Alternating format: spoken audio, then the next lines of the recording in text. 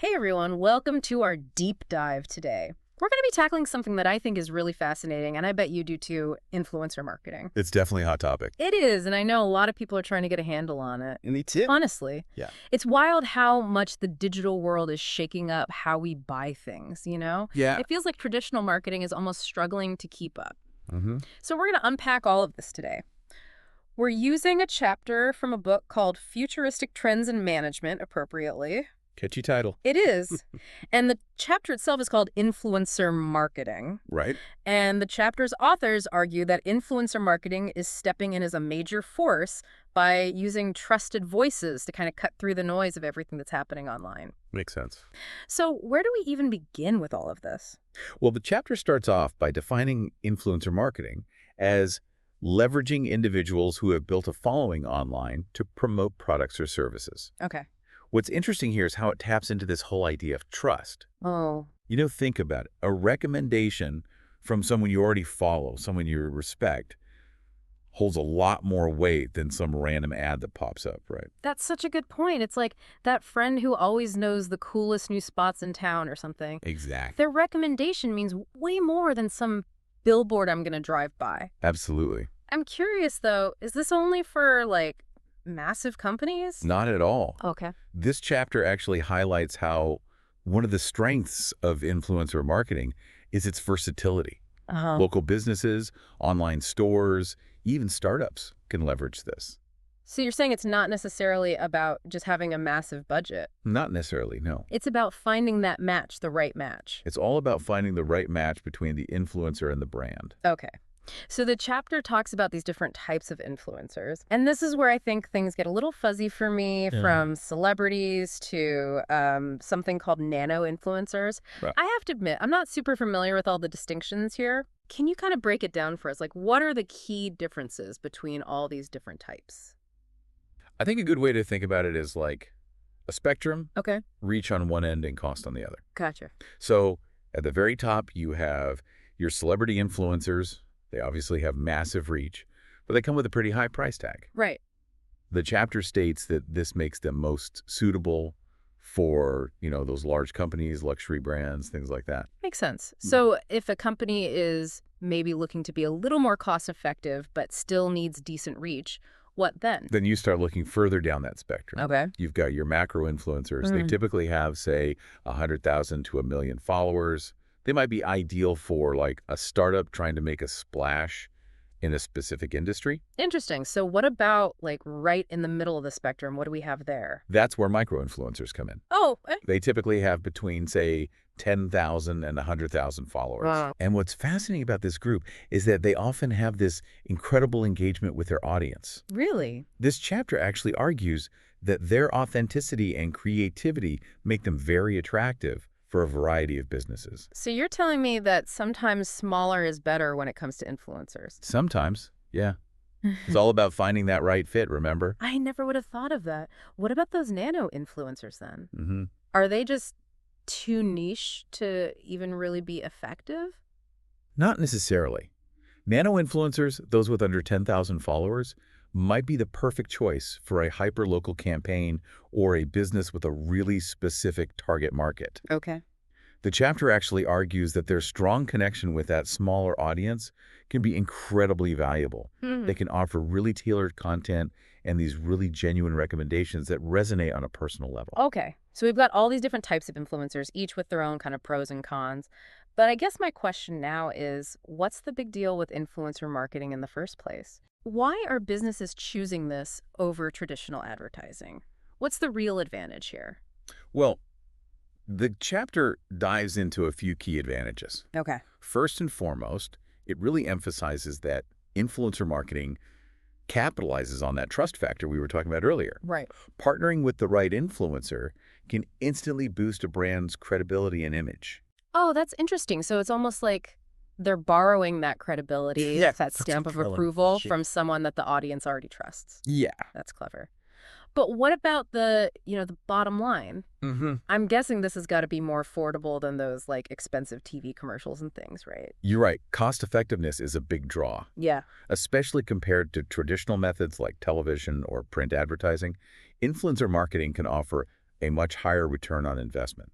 Interesting. Of course, this is assuming that you're choosing the right type of influencer and you're structuring the campaign effectively. So it sounds like it's about being strategic. You can't just like throw money at any influencer and expect results. Right, exactly. I bet there's more to it than just cost, though, right? Absolutely. Yeah. The chapter goes on to explain that another key advantage is the ability to reach a really laser-focused target audience. Oh, okay. This is something that traditional advertising often struggles with. Yeah. By working with influencers who cater to very specific demographics and interests, brands can ensure that their message is actually reaching the people who are most likely to be interested in their products or services. That makes a lot of sense. So it's not just about reach, it's about reaching the right people. It's about reaching the right people. And what about like creating buzz, getting people talking about a brand? Right. The chapter also highlights how powerful influencer marketing can be when it comes to raising brand awareness. Okay. A well-placed endorsement from a trusted influencer can spread the word much faster and more organically than a traditional ad campaign. So it's like word of mouth, but supercharged. Exactly. It's all about that word-of-mouth effect, amplified by the reach of social media. Okay, I'm starting to see the appeal of all of this, but I have a feeling there's two sides to this coin, right? Yeah, of course. What are some of the downsides or potential pitfalls of influencer marketing? You're absolutely right. It's not a perfect solution. Right.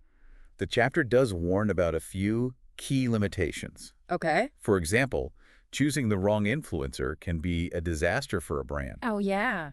Imagine like a health food company partnering with an influencer who is later caught promoting fast food or something.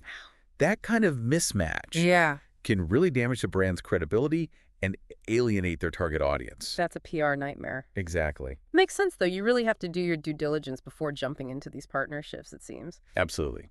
What else should brands be kind of cautious about in this whole world? Well, authenticity is crucial. Okay. The chapter warns against partnering with influencers who are prioritizing profits over genuine endorsements. Because, let's face it, consumers are becoming increasingly savvy. Yeah. They can spot a disingenuous campaign from a mile away. Totally. If an influencer doesn't actually believe in the product they're promoting, it's going to show. Right. It can really backfire on both the brand and the influencer. It's like recommending a restaurant you've never been to. Right, exactly. People can tell. They know you're faking it. So how do brands navigate all of this then? How do they find the right influencer, make sure that the partnership is, authentic and actually effective? That's a great question, and that's something we're going to be diving much deeper into after, well, not a break because this is a podcast, but later in our deep dive. Right. The chapter actually offers some really valuable advice for businesses looking to venture into this space. And we're going to unpack all of that for you. Sounds good. Can't wait. Right. I'm really intrigued by this whole thing. Yeah, it's fascinating. I'm ready to learn more. Let's get into it. So before we were talking about how choosing the wrong influencer can be a huge mistake for brands. But how do you go about finding the right one? Like, what does the chapter suggest? Well, the chapter lays out a few key factors for brands to consider. Okay. It's not just about follower count. It's about finding an influencer whose audience aligns with the brand's target market, whose values and style resonate with the brand's image. Gotcha. It's about making sure there's that natural synergy between the two. So it's about like a genuine fit, not just someone with like a gazillion followers. Exactly. But how do you even go about finding these influencers? Are there like special agencies or something for that? There are definitely agencies that specialize in connecting brands with influencers.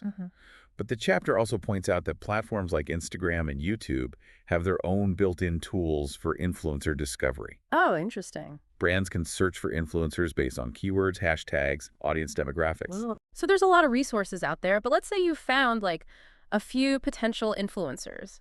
What then? How do you make sure everyone's on the same page working towards the same goals? Communication is key. Okay. The chapter really emphasizes that. From the very beginning, both the brand and the influencer need to be crystal clear about the objectives of the campaign, the target audience, the messaging, the deliverables. Right. Having a written agreement that actually outlines these details is essential. It sounds like having that clear roadmap from the start can like prevent a lot of headaches down the line. Definitely. But how do you actually measure the success of an influencer marketing campaign? Is it all about likes and followers? The chapter actually cautions against relying solely on those vanity metrics. Okay. It really emphasizes the importance of tracking measurable results that align with the campaign's objectives. Right. Are you aiming to drive traffic to your website, increase sales, boost brand awareness? Yeah, I guess it depends on the goals, right? Exactly. Whatever that goal is, there are specific metrics you can track to gauge the influencer's impact. So it's about looking beyond the surface and like actually digging into the data to see what's working. Exactly. That makes a lot of sense. But speaking of bigger picture, how did this whole influencer marketing thing even start? Was it like a sudden explosion or more of a gradual evolution? The chapter actually traces the roots of influencer marketing back to, believe it or not, the early days of blogging. Really? Yeah. In 2006, bloggers were starting to gain traction online, sharing their personal stories, product reviews, recommendations with their growing audiences. So it was more about passion and like genuine sharing back then than this like calculated marketing strategy. Exactly. Interesting. A lot of marketers were actually initially skeptical about the potential of influencer marketing. Oh, wow. But then, as social media platforms emerged and gained popularity, the landscape really started to shift. Mm. The chapter argues that skepticism gradually faded as the power of online communities and the influence of these trusted voices just became undeniable. It's amazing how something that was once seen as like this niche phenomenon have now become, this multi-billion-dollar industry. Right, it's huge. And it seems like it's still evolving at lightning speed. Oh, absolutely. Where do you see this all heading? What does the future hold for influencer marketing? That's a question that has a lot of marketers and researchers buzzing right now. Yeah. The chapter touches on the potential impact of emerging technologies, like the metaverse and Web3, suggesting that they could completely revolutionize the way influencers connect with their audiences. Okay, I'll admit the metaverse and Web3 stuff still feels a little like futuristic to me. Yeah. Can you maybe break that down a little bit? How could these technologies actually impact influencer marketing? Imagine a world where influencers are no longer limited to these 2D screens, Mm. In the metaverse, they could host virtual events, create immersive brand experiences, and interact with their audiences in entirely new ways. Oh, wow. Think like virtual fashion shows, interactive product demos,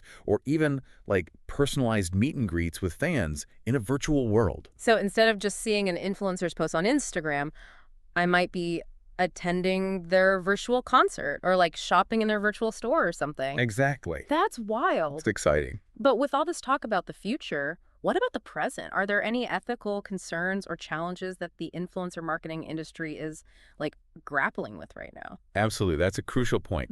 The chapter doesn't delve too deeply into ethical considerations, Okay. but it does acknowledge the need for greater transparency and accountability within the industry as a whole. So it's about making sure that influencers are clearly disclosing sponsored content and that they're being compensated fairly for their work. Exactly. It's also about promoting responsible marketing practices, addressing issues like the potential for exploitation, especially when it comes to younger or less experienced influencers. It sounds like there are a lot of complexities to navigate There are. in this world. I'm curious, what are some real-world examples of influencer marketing campaigns that have either like nailed it or completely missed the mark? I think that would really help to illustrate all these concepts we've been discussing. That's a great idea. Yeah, I think it's time to move beyond the theoretical and dive into some concrete examples. let's do it. We'll explore both successful and unsuccessful campaigns to see what lessons can be learned. Awesome, I'm ready. All right, so we've talked a lot about the ins and outs of influencer marketing, but I think it's time to see it in action. Do you have any examples of campaigns that like really stand out, either for, doing it right or taking a wrong turn? Oh, absolutely. A classic success story that comes to mind is the GoPro campaign, featuring the firefighter rescuing a kitten. Oh, yeah. It went viral back in like 2013, Yeah, I vaguely remember seeing that video. and it's still considered this brilliant example of early influencer marketing. Okay, but how was that influencer marketing? Was GoPro even thinking about it in those terms back then? It might not have been called influencer marketing at the time, Right. but they definitely tapped into the core concept. Okay. They sent cameras to people doing amazing things like this firefighter and encouraged them to share their experiences. Mm-hmm. The chapter actually mentions this example Oh, cool. as an early indicator of just how powerful user-generated content could be.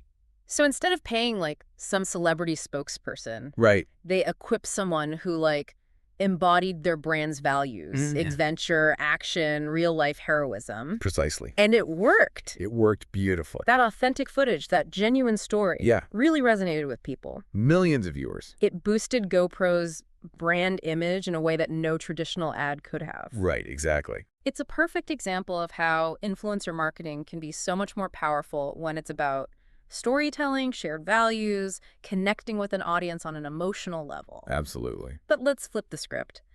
Got any examples of campaigns that totally flopped? Oh, there are plenty of cautionary tales out there. I bet. One that comes to mind, that the chapter briefly mentions, is that Kendall Jenner Pepsi ad from 2017. Oh, yeah. Remember that one? The one with the protest and the Pepsi can? Yes. Yeah, that did not go over well, did it? It tried to leverage the imagery of social justice movements to sell soda, and it backfired spectacularly. Yeah. The chapter's author suggests it just felt really tone-deaf and insensitive, like they were trying to capitalize on these really serious issues for commercial gain. Yeah, I remember thinking the same thing at the time. It felt like they completely missed the mark on the social context. Right. It highlights how important it is to be really thoughtful and strategic It about the does. message you're sending Yeah, and the influencer you partner with. absolutely. So, lesson learned. Do your research, choose your partners wisely, and always be mindful of the broader context. Couldn't agree more. But I'm curious about those micro-influencers we discussed earlier. Yeah. Are there any examples of brands using them effectively? Absolutely. Glossier, the beauty brand, is a great example. Instead of going for those few big-name celebrities, Yeah. they built a massive following by cultivating relationships with thousands of smaller influencers who genuinely love their products. So it's like they created this army of advocates, Yeah. all kind of organically spreading the word. Exactly. These micro-influencers create really authentic content. They share their personal experiences with Glossier products, and they connect with their followers on this more intimate level. It feels less like marketing and more like a friend recommending something. Right, That exactly. makes a lot of sense. Yeah. People are more likely to trust recommendations from someone they feel connected to, Mhm. even if they don't have millions of followers. Oh. It speaks to the power of authenticity Yeah. and finding the right fit, like we talked about earlier. Right. Okay, this has been incredibly eye-opening. Any final examples you think are important to touch on? One last example that I think is worth mentioning is the rise of virtual influencers. Oh, okay. Have you heard of Lil Miquela? Wait, a virtual influencer? Is that like a computer-generated character? You got it. Wow. Lil Miquela is a CGI character who has millions of followers on Instagram. Okay. She lives in Los Angeles, hangs out with real celebrities, and promotes real brands, Wild. all from within the digital world. Wow. That's both fascinating and a little unsettling. Yeah. But it makes sense, I guess, Hmm. as technology advances and the lines between, reality and virtuality kind of blur. Right. Brands are going to be exploring new ways to connect with audiences. It definitely raises some interesting questions about authenticity, representation, and the future of human connection in this increasingly digital age. It's something the chapter touches on, but it acknowledges that we're really still in the early stages of understanding the full impact of these new technologies. It sounds like we're just scratching the surface of what's possible. Absolutely. Well, I think we've covered an incredible amount of ground in this deep dive. We have. We went from the basic definition of influencer marketing Yeah. to exploring its various types, its benefits, limitations, its evolution, potential future, and even delved into some really fascinating real-world examples. It's been a really insightful journey. Me too. And to our listener, I hope this deep dive has given you a much better understanding of this complex and ever-evolving world of influencer marketing. I hope so. It's clear that it's a powerful tool, Yeah. but like any tool, it needs to be used thoughtfully and strategically. Absolutely. As we've seen, authenticity, transparency, and finding the right fit are really crucial for success. Well said. Thanks for guiding us through this deep dive. It's been a pleasure, as always. The pleasure was all mine. And to our listener, we encourage you to keep exploring this fascinating topic. Who knows? Maybe you'll be the one crafting the next viral influencer marketing campaign. Until next time, happy diving.